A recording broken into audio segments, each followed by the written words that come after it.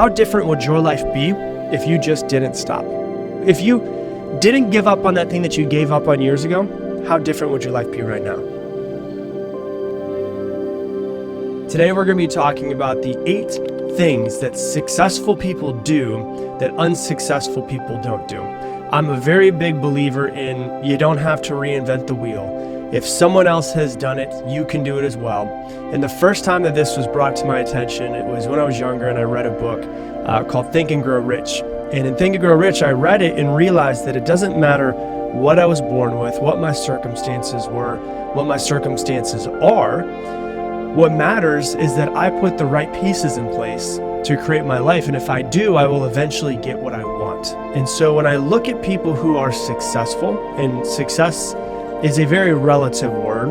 It can mean something different for you than it does for me. It could mean for you joy or peace or happiness or a great family or cars and traveling and clothes and freedom or whatever it might be. It's different for everybody. But when I look at every single thing in life, I realize that every single thing in life has steps to be successful. And so when I say success, it can mean a lot of different things for a lot of different people. But I'm going to go through the 8 different things that I've seen from people who have had success in their life that I would see and I deem success is to have ultimate freedom to do what you want, when you want, with who you want. And so when I say 8 things that people do who are successful that unsuccessful people don't, my version of success is the ability to do whatever you want, whenever you want, with whoever you want, at any point in time, anywhere in the world, all of that. So let's dive into it. The first thing that I find with a lot of successful people, not every single one of them, but like 80 to 85, 90% of them, is they have some sort of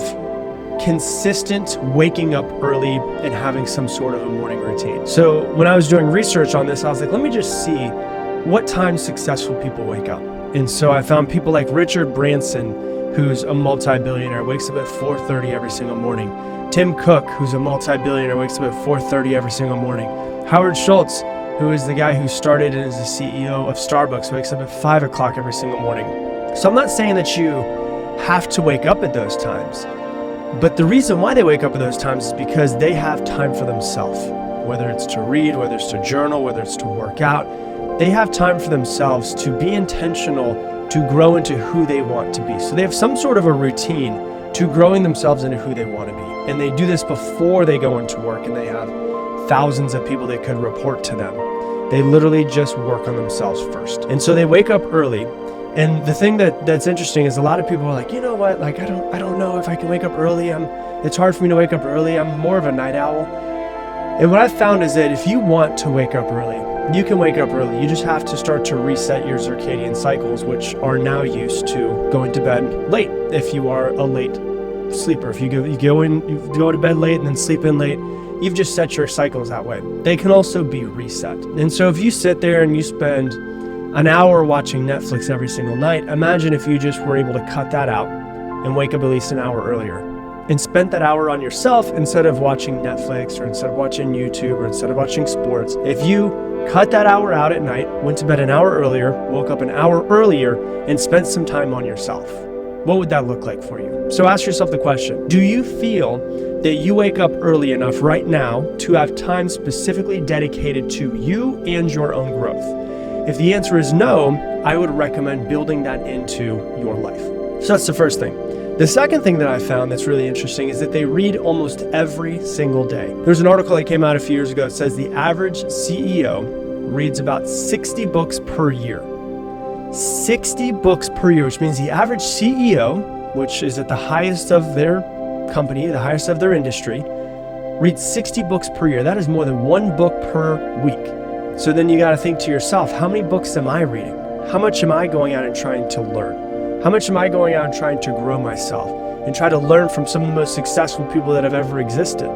The beautiful thing about life is that everything that you want to learn about any industry, about self-development, about mastering yourself, about religion, spirituality, all of those things, all of the books have already been written that you could want to read from some of the smartest people that have ever lived. Why don't you just start reading those books? And so ask yourself, how often do you read? And if you were to put yourself as a goal, how many books do you want to read every single month? Figure out that number, write it down, and start to follow it. The third thing that they do is they exercise consistently. They understand that there's a mind-body connection. If your body is not in the right place, there's a pretty good chance your mind is not going to be in the right place. Your mind and your body have a constant communication at all points in time. A good example of this is, if you eat something really heavy in the middle of the day, do you get real tired after lunch? Do you have that, that 2:30 feeling where you're like, oh man, now I'm really tired, I need to get some coffee? Maybe it's not that you just are naturally feeling that way. Maybe it's that you're eating something that is making you feel that way. And so when I say they exercise consistently is because they understand that when you exercise in the morning consistently, or in the evening consistently, whatever it is, your body will start to create more energy throughout the day. And the more energy that you have throughout the day, the more energy that you have to go and accomplish your goals, whatever your goals are. And so one of the things that they do very consistently is work out all of the time. Every single day, 4 times a week, 5 times a week. Do some movement practice. They don't stay still very often. So the third thing is they exercise consistently. The fourth thing is write their goals down consistently as well. I've told you this story before if you've heard it, but in the 70s, Harvard did a study on people that were graduating from Harvard with an MBA. Of this graduating class, only 3% of them actually wrote down their goals. And then 10 years later, in the 1980s, they followed up with all of those people. And they found out that the 3% that wrote down their goals with pen and paper were 10 times more successful than all of the other 97% combined. So 3% of people who wrote down their goals were 10 times more successful than the other 97% combined. Why is that? Well, because it becomes real when you write it down with pen and paper. You put it down, it becomes physical in this world. It becomes something that you can see and something that you can work through. And a lot of times people will set goals and then they'll never write their goals down and they'll never work through their goals to figure out how to get to those goals, which is usually the biggest detriment to why people don't hit their goals.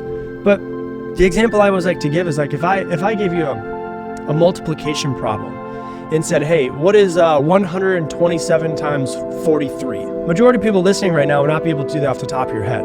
But if I gave you pen and paper and said the exact same number, what's 127 times 43? You could figure it out by doing multiplication that you learned in fourth grade, third grade.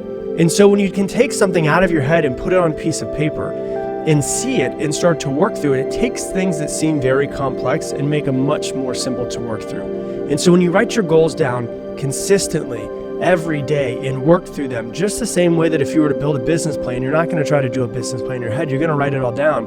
Why would you make it any different than getting your goals from your head, physical, on a piece of paper, and actually start working through them so that you can get more clear on exactly what it is that you want, so that you can get a date of exactly a date that you're going to hit it by. And so when you deal with number 4 and you talk about writing your goals down, ask yourself, how often do you write your goals down? And if it's not often, maybe you should just develop the practice of writing your goals down every single day, of working through them every single day, making it part of your journaling practice. That's the 4th thing they do. The 5th thing that they do is that they have mentors.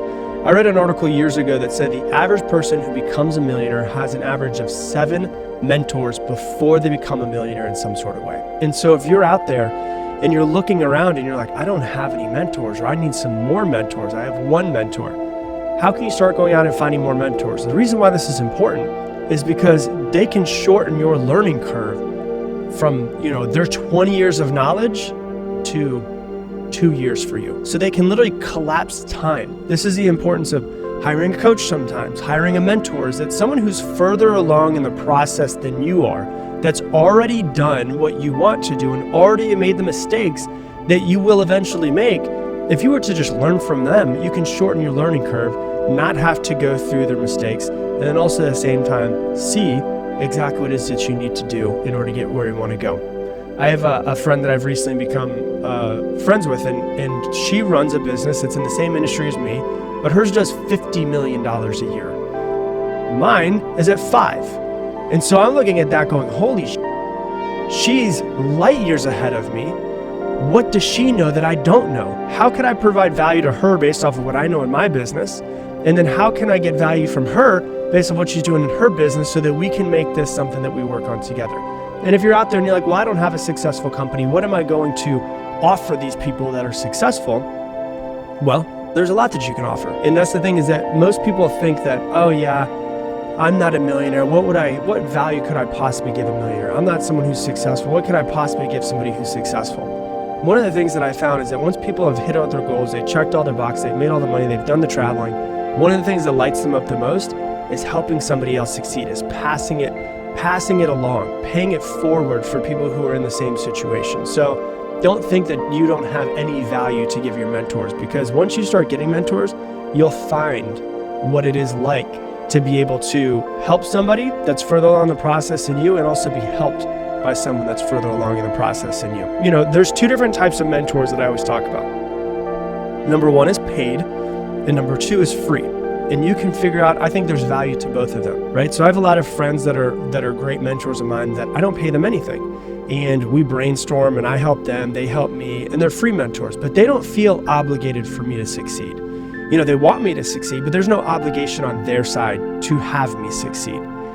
But I also have paid mentors that I pay. And when you pay somebody, there is more of a feeling of obligation and also more of a consistent meeting up process. Like with my mentors that I pay, we meet every single week. So if you have a mentor or if you have a coach that you hire, we meet every single week. So it's consistent. Every 7 days, we're talking, we're working through things. Every 7 days, we're talking, we're working through things. And they see it as their obligation to help me succeed because I am paying them a good amount of money to be able to do so. And so that's the difference between a paid mentor and a free mentor. I find value in both of them. So that's number 5. Number 6 is positive self-talk. And, you know, we're not born just super positive people. Well, actually, let me reverse that. We're born positive people, then the world kind of destroys it out of us, and we have to go and refine that positivity.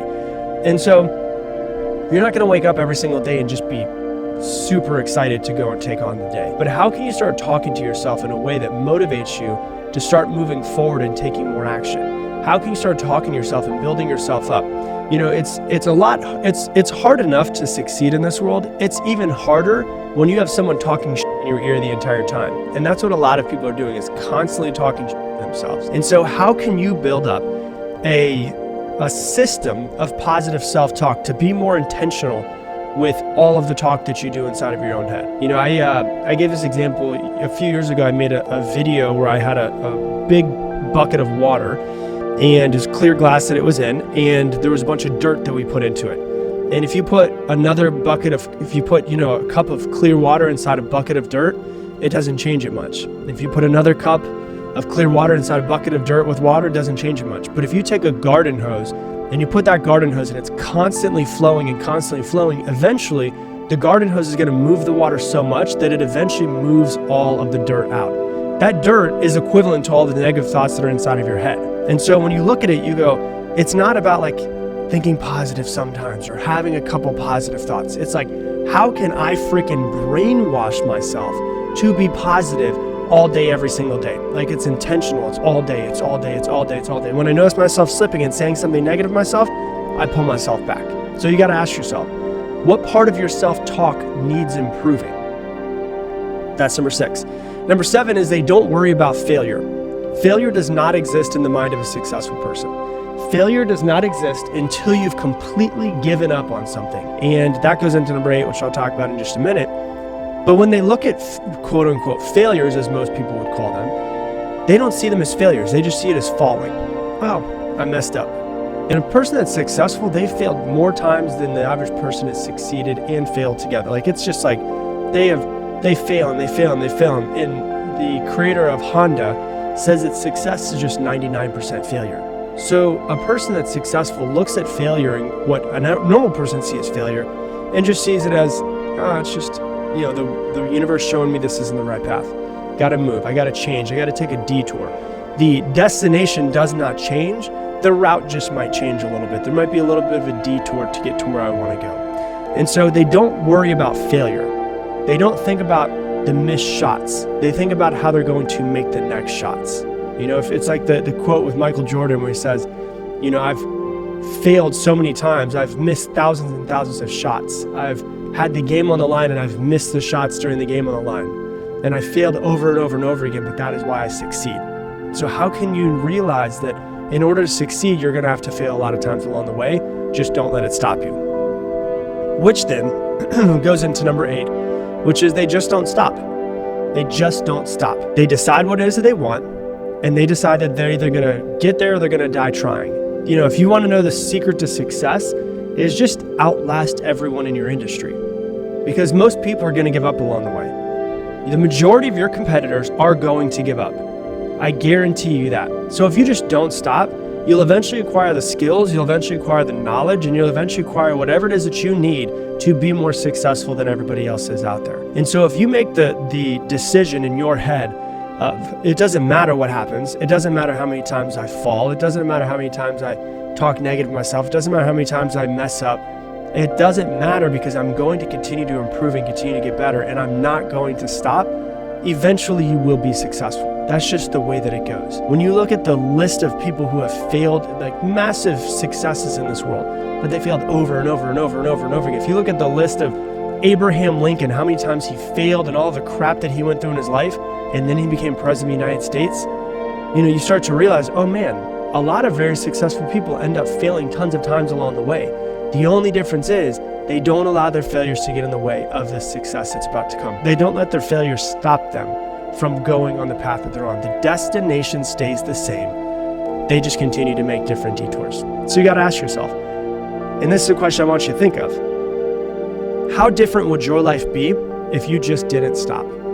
If you didn't give up on that thing that you gave up on years ago, how different would your life be right now? Think about that. Hey, thanks so much for watching this video. If you want to learn even more about mastering your mind, click right here and watch this video as well. What would your life look like today? What would your mind look like today? What would your body look like today if you never gave up on that thing that you gave up on 10 years ago? Your life would be vastly different, but the problem is you gave up on it.